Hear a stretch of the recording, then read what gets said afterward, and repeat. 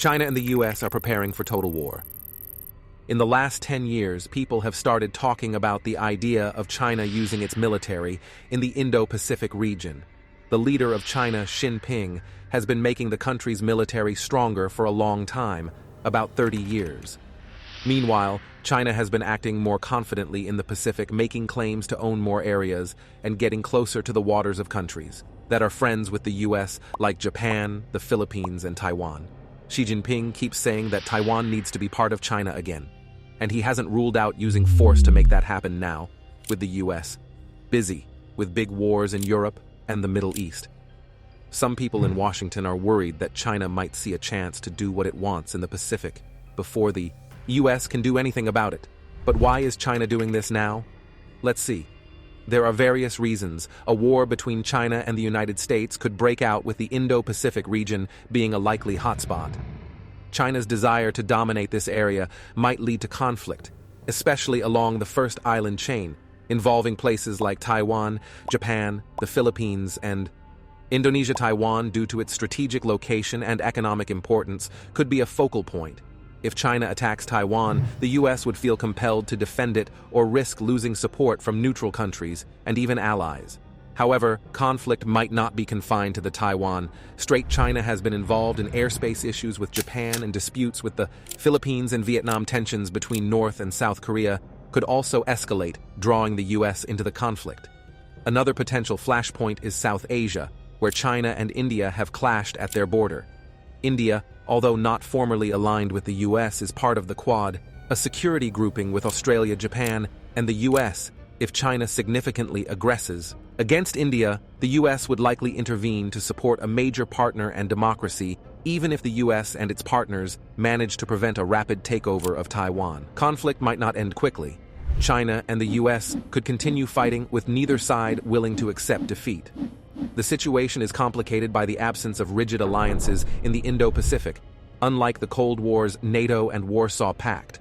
While Australia and Japan might support the US due to their alliances, other responses from countries in the region are less certain. India and Russia, in particular, could play significant roles, potentially influencing the war's outcome. The war's early stages could shape alliance with fence-sitters taking moral perspectives, or siding with whoever achieves early success, just as in World War II, where countries like Italy switched sides based on success. Neutral countries might join efforts against China.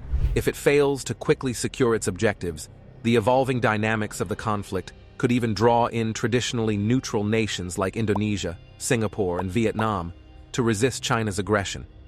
The situation is complex, and the course of events will depend on the actions and responses of various countries in the region.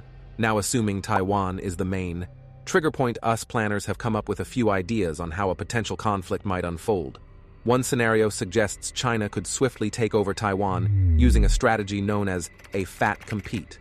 This involves the People's Liberation Army (PLA) using missiles and airstrikes on Taiwan, along with disrupting signals and communications through cyber attacks if successful. This could allow China to rapidly control the situation. Another possibility involves a coalition led by the US, pushing back against China's initial attack on Taiwan.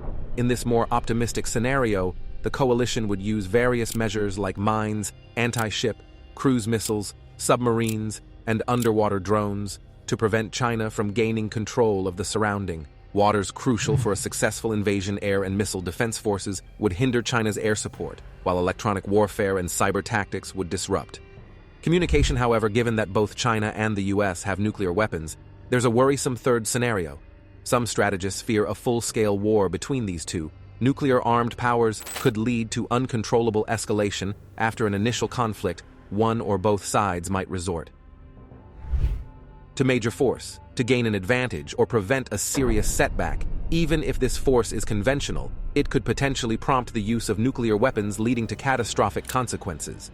But there's another possibility, one that might be even more likely: a long drawn-out war without nuclear weapons, just using traditional military stuff.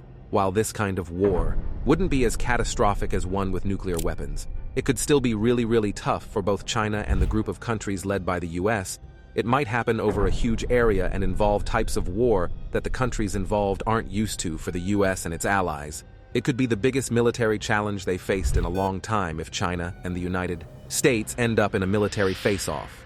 It would be the first time two major powers went to war since World War II, and the first ever clash between two big countries armed with nuclear weapons. This would be a really serious situation, especially considering the economic power and advanced technology in Japan, South Korea, and Taiwan, all close allies or partners of the United States back in the Cold War. The US and the Soviet Union had the ability to destroy each other with nuclear weapons, but they were both careful not to start a direct war because it could lead to everyone getting wiped out in a nuclear catastrophe. This idea was called mutually assured destruction, or MAD. Even though China has a smaller nuclear arsenal than the US, it's still big enough that if China got attacked, they could hit back with nuclear weapons causing MAD. But despite this, there's a good chance a US-China war wouldn't turn into a nuclear disaster in the 7 decades since World War I. Many conflicts involved at least one country with nuclear weapons. But nuclear weapons were rarely used during the Cold War, for example. The US and the Soviet Union fought in other parts of the world without using their nuclear weapons directly. This idea of avoiding a nuclear disaster was a big part of the plans of both superpowers during the Cold War. They stockpiled lots of military equipment and raw materials, expecting a war could last a long time without leading to complete destruction in a conflict between China and a coalition led by the US. Both sides would probably try really hard to avoid a nuclear disaster, even if there was fighting. The fear of mutual destruction might keep them from using nuclear weapons. It's essential to understand what a big war between major powers might look like and how it could unfold in the 21st century. Both sides would want to avoid using nuclear weapons when a war starts between China and the United States. They would need to be really careful about not making things worse, especially because both possess powerful nuclear weapons. Even though they would both want to avoid a big disaster, it's tough to predict what might happen. In the heat of a war, to avoid things getting out of hand, leaders in both countries need to agree on certain actions that would be considered too risky, and they should clearly tell each other what those actions are. However, in the chaos of war, these agreements might be tricky to stick to. For example, if China uses missiles against us, bases the US might feel the need to strike back, even if it means hitting places with Chinese nuclear weapons. Also, each country involved in the fight might have its own rules about what's too much. So if China does something that seriously hurts Japan, Japan might want to fight back more than the other countries in the group. In the past, countries in wars have been careful not to do things that might make the situation worse.